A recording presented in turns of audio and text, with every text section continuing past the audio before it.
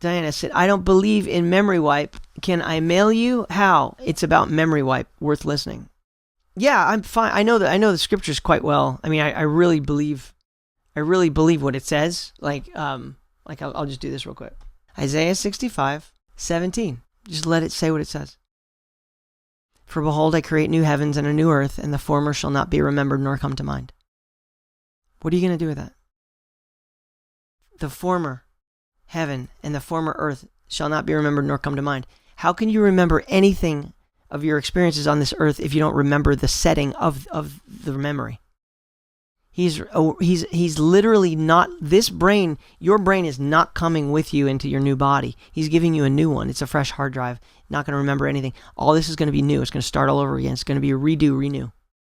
Yeah, that's how it is. I mean, I'm just going to go by this. And also, I know Ecclesiastes says the same thing, just a couple verses previous. For the living know that they shall die, but the dead know not anything. If you're dead and you don't know anything, what are you going to bring with you when you're come alive again? You got nothing. The dead know not anything, neither have they any more a reward, for the memory of them is forgotten. It doesn't mean that other people are going to forget you. We remember the dead. We have all kinds of things to remember the dead. That's not what it's saying. It's saying for the memory of the dead is forgotten, meaning gone. The memory of the dead is gone. That's what it means. And then people will ask, well, what about my loved ones? Don't I get to remember my loved ones? Well, the next verse is going to answer that for you. You just got to keep reading. Also, their love and their hatred and their envy is now perished. What are you going to do with that? Everywhere you go on this topic, you have to either not read a King James Bible or say, yeah, but, because you want to hold on to something. The freedom and the peace is in letting it go. God's got something way better, and he cannot have anyone with the memory of evil. Because we all have the knowledge of good and evil, and that's what started the whole problem. The thing that started the problem, which was the knowledge of good and evil, it's not welcome on the next earth, and every human is born and has the experience of the knowledge of good and evil. The knowledge of good and evil cannot continue. Just the knowledge of good, that's it. That's it. So what do you do with that? What do you do with your love? What are we supposed to do with our love if we don't get to remember it? Keep reading. He gives you an instruction. Live joyfully, God says, with the wife whom thou lovest all the days of the life of thy vanity, which he hath given under the sun. All the days of thy vanity, for that is thy portion in this life, and in thy labor which thou takest under the sun. Whatever thy hand findeth to do, so up here, live joyfully with the wife whom thou lovest all the days of thy vanity. Why? Because the dead know not anything, neither have they any more reward, for their memory is forgotten, also their love is now perished. So live joyfully with the wife or husband or kids whom you love all the days of the life of your vanity. Why is it vain? It's vain because death messes everything up. Death makes it all vain, because at death you can't remember anything that you've acquired. It's vain. And then he says, whatever thy hand findeth to do, do it with thy might. For there is no work, nor device, nor knowledge, nor wisdom in the grave where thou goest. I don't think there's an argument past that. You go into the grave, there's no knowledge of what you just lived through. Certainly no wisdom in the grave. But that's where you're going. That also answers, am I going to go to hell and burn when I die, or am I going to go to heaven? Neither. You're going into the grave, and that's what Job said too. But, if you go back to the beginning of Ecclesiastes, it tells you this. The words of the preacher, the son of David, king in Jerusalem. Vanity of vanities, saith the preacher. Vanity of vanities, all is vanity. How many times do you say that in one verse? 5 times? And that's what he's going to expound on if you've read this book. Death makes everything vain. What profit hath a man of all his labor which he takes under the sun? He's going to say death messes everything up. And then he explains it like 9 chapters later. He says, it's all vanity. Love your wife and enjoy it while you got it, because you're going to forget it. You can't take any of this in the grave. You can't take your love, your envy, your hatred. You can't take any of it with you. The good goes with the bad. In the same way you got the bad with the good when you got the knowledge of good and evil. It all goes. It all has to go. Complete wipeout. Memory wipe. Absolutely memory wipe. That's what it is. So, and I have tons of verses on that. That's just a couple of examples. It's vain. Our life is vain. That's what it is. Enjoy it while you have it. Do the best you can. Make it the best you can because you are experiencing it. But you don't get to take it with you. And your soul is going to turn into a spirit. Watch. Look what Paul says. Your soul goes into the grave. When it's resurrected from the dead, your soul, I believe, turns into a spirit. So you don't even get to keep your soul with you, but your soul basically like keeps your essence, and then your soul is resurrected from the dead, and that's your change. It's not just your change. It's not just your flesh that changes from mortal to immortal, from corruptible to incorruptible. Your soul changes from a soul to a spirit. Watch. 1 Corinthians 15. Talking about resurrection. So also is the resurrection of the dead. It's sown in corruption. It's raised in incorruption. It's sown in dishonor. It's raised in glory. It's sown in weakness. It's raised in power. It's sown in a natural body. It's raised in a spiritual body. Okay, that's the flesh. That's the flesh. There is a natural body and there's a spiritual body. And so it is written that Adam was made a living soul. Now we're not talking about the body. Now we're talking about souls. This is talking about you have a natural body, this stuff, Adam. That's the natural body. It's raised in a spiritual body. It's a different kind of body Jesus came out of the tomb with. Okay, that's the body. But then he talks about the soul. And so it is written, the first man, Adam, was a living soul, was made a living soul. The last Adam, a quickening spirit. So what happened? Jesus, when he was born through Mary, he was a soul. Because we all are when we're born through a womb. When we're womb born, we are a soul. It's who we are. When we're tomb born, the soul turns into a spirit, a quickening spirit, a living spirit. That's the extent of the change. It's not just the flesh, but it's also the mind. Howbeit that was not first which was spiritual, but that which was natural, Adam as a living soul. And that afterward that which is spirit, Christ is a quickening spirit. The first man is of the earth, earthy, a soul. The second man is the Lord from heaven, a spirit.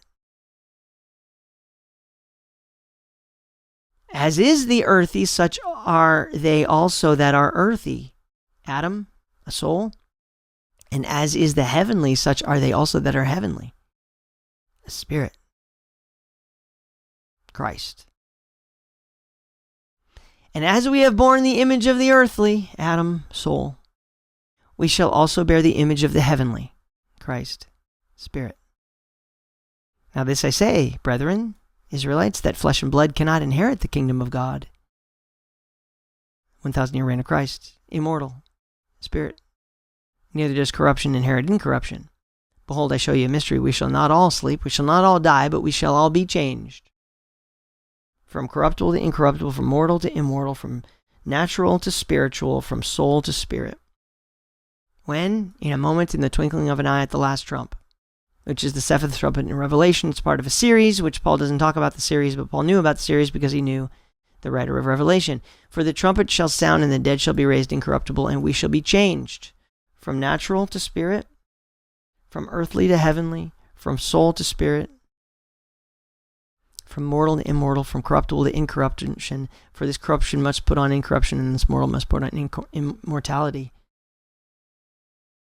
So when this corruptible shall have put on incorruption, and this mortal shall have put on immortality, then shall be brought to pass the saying that is written, death is swallowed up in victory.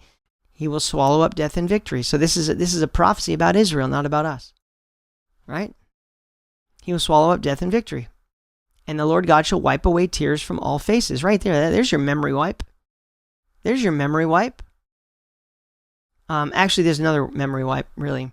He will wipe away tears off all faces. And the rebuke of his people shall he take away from of all the earth, for the Lord hath spoken it. And in Revelation 20, I'll show you more memory wipe, because we have a lot of trauma due to memory. You know, a lot of us don't stay in the now. We stay in the past, and we fear the future, and we we live in the past and we're like, oh, I wish I just never did that. I wish that never happened, blah, blah, blah, blah. And then we're like, oh, I don't know what's going to happen. And what if they do this and blah, blah, blah, right? And we're very rarely in the now, right? And that's where fear is. And that's also where tears are. Have you ever cried about something that happened in the past? You just let it all well up inside of you and you just remember it. This has got to go. This has got to go.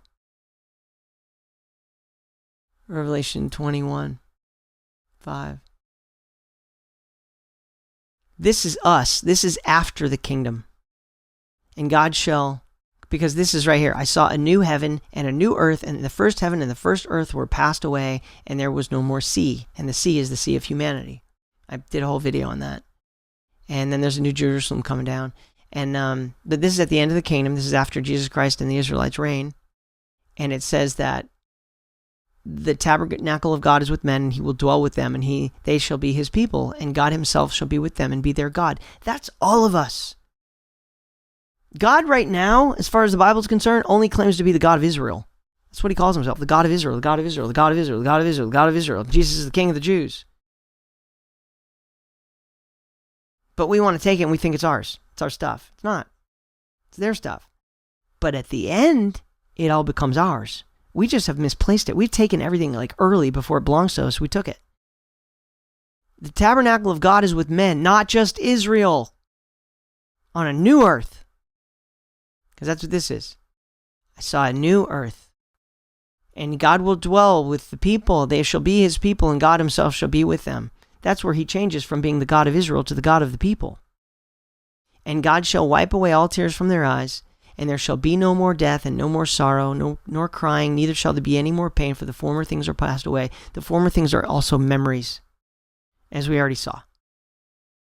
And he that sat upon the throne said, Behold, I make all things new. And he said unto me, Write, for these words are true and faithful. If these words are true and faithful, then I believe them in context. It's about Israel.